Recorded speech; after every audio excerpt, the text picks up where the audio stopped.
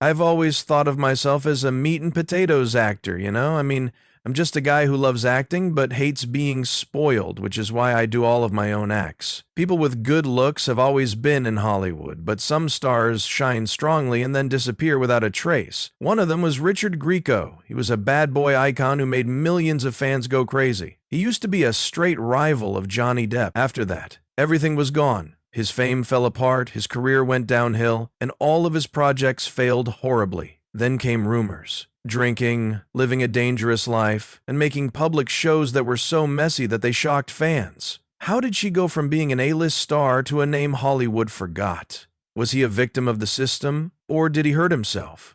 Richard Grieco's case has never been fully solved. We're going to find the truth this time, though. Richard John Grieco Jr. was born in Watertown, New York on March 23, 1965. His family was from Italy and Ireland. He grew up in the small town of Dexter with his brother David, two sisters named Elizabeth and Laura, and their mother. His parents, Richard Grieco Sr. and Carolyn Grieco, didn't have a lot of money, but they taught their kids to be responsible and how important it is to have a stable job. Grieco had charm from a young age, and it wasn't just because of how good he looked, it was also because he was sure of himself. He was a unique person who stood out even in a quiet town. Grieco showed off his great football skills while he was at General Brown High School. It was thought that he would do very well in the NFL because he could play both center and safety. He was always the center of attention on the field because he was very strong and loved to fight. Coaches praised his ability to lead, his lack of fear, and his unwavering commitment to the team. Grieco loved both sports and painting. He would often spend hours making art based on emotion rather than skill. It wasn't just a fun thing to do, it would become an important part of his life in the future. Grieco kept playing football while he was at Central Connecticut State University because he wanted to make it to the professional level, but a major injury stopped everything in its tracks. He became unclear because he couldn't follow his athletic path. He didn't know what to do next. Then, out of the blue, a chance came up. When he was in New York, he caught the eye of an elite model management stylist. Grieco was quickly signed as a model because he was good-looking, the right height, and had a wonderful personality. He quickly became the face of well-known names like Armani, Calvin Klein, and Chanel. Oh, Grieco was great in the fashion business, but he didn't want to stop there. Fame and money came from modeling, but it didn't make him happy. What really interested him was acting. He was determined to make a change, so he started taking acting classes at night and going to New York studios to try out. His big break came in 1985 when he got the part of Rick Gardner on the soap show One Life to Live. At first it was just a small part, but his great performance won him a recurring role that ran until 1987. Grieco made a brave choice when he realized this was a real chance to make his life better. He quit modeling to become an actor full-time. Grieco showed in a few years that it was the right choice, even though it was risky. He quickly became one of the most attractive male stars of the 1987. He started out as a guy from a small town who wanted to play professional sports. But getting famous isn't always easy, and he wouldn't stay at the top long. Grieco got his start in the fashion world by accident, but he quickly turned it into the first step in his career. His sharp features, focused gaze, and rebellious attitude made him stand out from other models. He made a different kind of noise, a dangerous draw that not all of them had. That's exactly what made him stand out to Armani, Calvin Klein, and Chanel, who used him in major ad campaigns. As much money and attention as Grieco got, he never saw fashion as his end goal. Grieco knew that his good looks could help him get into Hollywood, so he started acting classes and going to New York auditions. No one thought a model could turn into an actress. He was set on showing them they were wrong, though. He got his first chance when he was cast as Rick Gardner on the daytime soap show One Life to Live in 1985. He wowed viewers with his strong presence, natural acting style, and ability to take over the screen, even though it was a supporting part. Why did he stay for 2 years instead of just one? Because people liked him so much during his short showing. After leaving One Life to Live, it was hard for him to get his next big break for a while. He didn't have any powerful business backers or a huge network. All he had were good looks and a strong will. He got lucky, though, when he tried out for the hit TV show 21 Jump Street in 1988. Johnny Depp had already become famous because of the show, so when Grigori came in the third season, there was a lot of pressure. Instead of being overwhelmed by Depp, though, he gave his character a unique voice. Young viewers were quickly drawn to him as Detective Dennis Booker, a rebellious undercover cop with long hair, leather jackets, and a devil-may-care attitude. He didn't follow the rules and got into fights with both bosses and co-workers.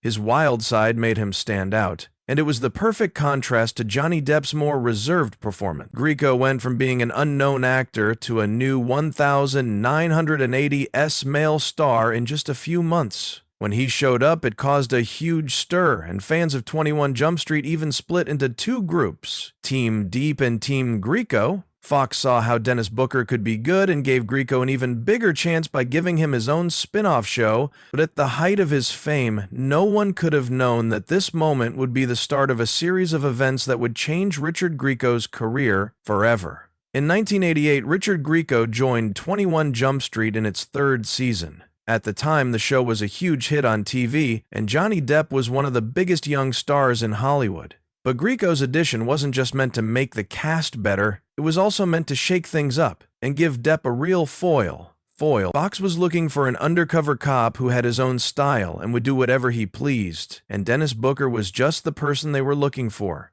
Tom Hansen seemed very serious, but Booker stood out with his messy hair, leather jacket, torn pants, and defiant attitude. Fans had a lot to say about Booker after just a few shows. Booker didn't follow the law like Hansen, a young, hopeful police officer, did. Instead, Booker did what he felt, wasn't afraid to question authority, and broke the rules all the time. This made a clear split in the crowd. Team Grieco versus Team Depp. Fox saw a marketing goldmine right away and used the rivalry as the best way to get people to watch their shows. The teasers for the show were edited to look like a silent war between the two male stars, which made people very interested and drew in a huge audience. Depp and Grieco were tense, but it wasn't just for the cameras. Later, Grieco said that there was real fighting between them on set. This was mostly because Depp didn't like how famous 21 Jump Street made him, while Grieco was enjoying his rise to fame. It was important to Depp that he wasn't seen as just another teen hero, and Grieco's arrival, which made him feel even worse, made things even worse. So, yes, that happened. Grieco is somehow giving Ethan and Arnold the okay sign with his lips, which throws Grieco off his back. Poor, Depp said. They were not friends off screen. It made the on-screen fights between Hansen and Booker more intense because they were both uncomfortable. On the other hand, Grieco wasn't a copy of Depp, and he quickly showed that Dennis Booker was a unique person. It wasn't just another bad boy. Booker added a rougher, more confrontational energy to the show, and the crowd loved it. After Depp, Grieco became the most interesting cast member, which is something not many people can say after just one season. Fox did something brave because he saw how much promise he had. They gave Grieco Booker permission to start a whole new series. That a secondary character from a TV show would not only win over fans, but also be thought interesting enough to carry his own spin-off was a very rare thing to happen at the time. Not only did it show how famous Grieco was, but it also showed how good an actor he was. A few years ago he was a model, and now he was an actor. He was the star of his own show. Grieco did very well, but it wasn't all flashy. It came with a lot of pressure and demands. He was no longer in 21 Jump Street. Could he keep up the good work, or would this be the first and last peak of his career? Richard Grieco's biggest test would be Booker. It would show him if he had what it takes to become a real champion. Booker began airing in 1989 and followed the main character, Dennis Booker, as he left the police force to work as a private investigator for a big company. With a smart, rebellious lead who didn't follow the rules, the show had a modern noir feel. That wasn't a 21 Jump Street themed spin-off, there was a whole new plot. Darker, more daring, and more focused on cases with deeper psychological roots. The first few episodes of Booker gave people a lot of hope. Grieco kept his alluring presence, mixing the bad boy image with an edge that was cool and unexpected. Ratings stayed pretty steady, and Fox kept pushing him as Hollywood's next big star. But just as the show was getting going, there was a power battle behind the scenes that ruined everything. Booker wasn't a failure in terms of material or viewers, even though it only ran for one season. There was a steady crowd for the show, and it helped Grieco become an even bigger TV star. Why, then, was it called off? Fox and director Stephen J. Cannell, who is the brains behind both 21 Jump Street and Booker, are at odds with each other. Fox wanted full power over the rights to show the show in other countries, and Cannell wouldn't give that up. Since 21 Jump Street was already a worldwide hit, Booker could also become a multi-million-dollar brand in other countries. Fox put an end to the standoff by ending both shows at the same time when Cannell refused to give up the rights. It wasn't about quality, it was a business move, and Grieco was just a piece in the puzzle. Even worse, Grieco didn't know about the power play going on behind the scenes until everything was set in stone. He told people later that he never had the chance to save the show. There was no way to change the choice, which had been made a long time ago. He was the star of his own show one day, he didn't have anything the next day. Grieco wasn't just getting hit with his first big loss, it was a painful lesson in how Hollywood doesn't forgive.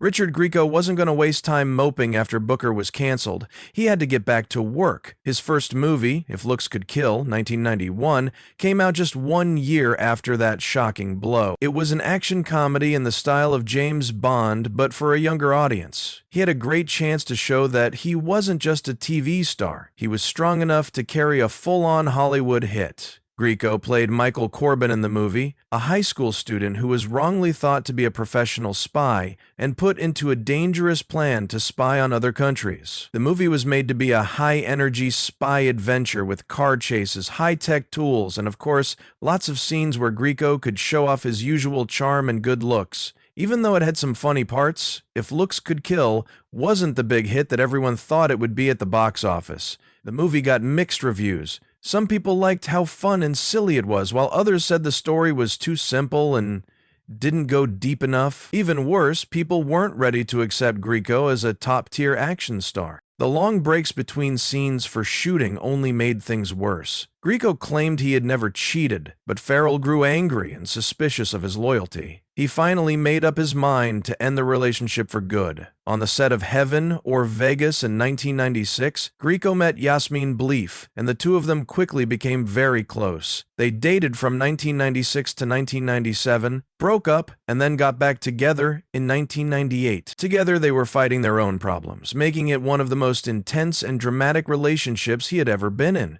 Grieco was hooked on drinking, while Yasmine had a problem with drug addiction. Even though they loved each other very much, their relationship became toxic because they fought all the time and did things that hurt themselves. They got engaged and moved in together in 1998, but by 2000, everything fell apart, and they broke up for good.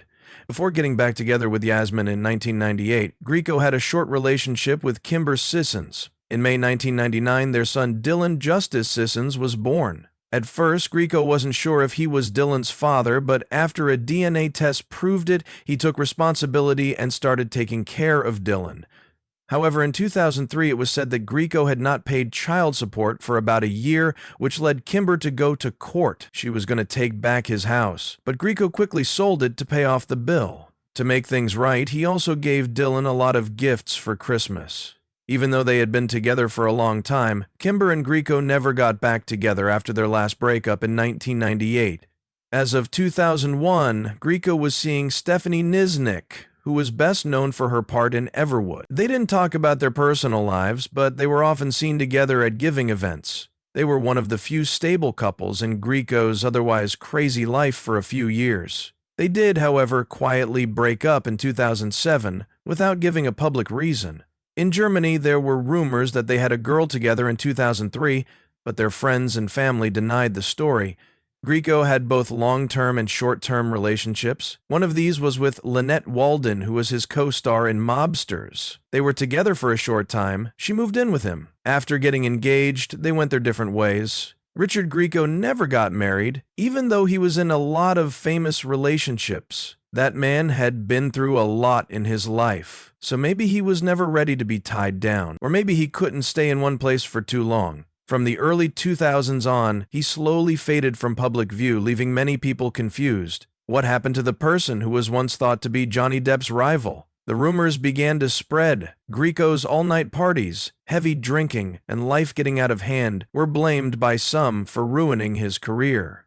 Others thought he had lost interest in playing or been passed over by Hollywood, which is always looking for new talent. Even though there was a lot of talk, Grieco never revealed anything. He chose to be quiet. He didn't pay attention to the reports because he was living his life his way. Grieco had a strong cash base, even though he wasn't at the top anymore. His net worth is thought to be around $4 million, which comes from income from 21 Jump Street, Booker, and other movies, sales of his art, and smaller projects he's worked on over the years. Some of Richard Grieco's friends were in the spotlight for longer periods of time than he was, but he left an indelible mark. It wasn't just a supporting role for Dennis Booker in 21 Jump Street. In the late 1980s, he became a bad boy hero and paved the way for TV and movies to show rebellious cops. Fox gave him his own spin-off show, Booker, which doesn't happen very often for a supporting part. This shows how famous Grieco was at his peak. His movie career didn't take off like everyone thought it would, but If Looks Could Kill and Mobsters are still iconic, especially for people who grew up in the 1990s. Grieco also helped the growing trend of combining rock music with TV, as many hit modern songs were used in 21 Jump Street and Booker. Even though Grieco's music career didn't take off, he left a permanent mark on the art world. He made a name for himself in the art world with his abstract emotionalism style, which focused on pure feeling rather than concrete imagery. Not only did his paintings fetch high prices, they also gave people a new way to think about how art can break free from standard limits. More than anything else, Richard Grieco is a star from an age that didn't fit Hollywood's perfect standards, but instead made their own way. He lived his life on his own terms. Whether he was famous or working behind the scenes, he left behind a powerful picture of a multi-talented, rule-breaking artist who was always looking for new ways to express himself creatively. Even though Richard Grieco isn't a well-known actor anymore, he is still involved in the arts and following his dreams. He lives in Los Angeles at the moment and makes art in his private workshop most of the time. Painting is still his favorite thing to do, and he keeps putting on shows with paintings in his own style of abstract emotionalism. Grieco's paintings sell for a lot of money and are collected by many people. This lets him keep working as an artist without counting on Hollywood. Grieco still works on small film projects in addition to drawing, making and directing independent movies for a living. Additionally, he often goes to Comic-Con events and meets die-hard fans of 21 Jump Street and Booker. He's busy on social media, especially Instagram, where he shares his art, news about new projects, and glimpses into his daily life to stay in touch with his fans. Grieco may not be as popular as he used to be, but he still has the same dark charm and strong personality. His life is less busy and quiet now, but it's still full of meaning because he loves art so much. Richard Grieco used to be a big name in Hollywood, but he decided to fade away instead of fighting to stay famous. Not because he had failed, but because he wanted to live a life without fame or other people's demands. He didn't want to get married, chase after fame, or desperately cling to the stage lights. That was his choice. But was it the right choice? Some say he lost everything, but maybe he found something much more important in the end. The life that he chose for himself. Since Hollywood was no longer in charge of him, he only had to please himself. What do you think about the way Richard Grieco lives? A life without getting married or being famous, but full of love and freedom. That seems like a loss or a win in its own way. Leave your ideas in the comment section below. If you want to know about Richard Grieco's newest projects, check out his Instagram page, hit like, and subscribe. Then join us as we continue to find the most interesting stories from Hollywood.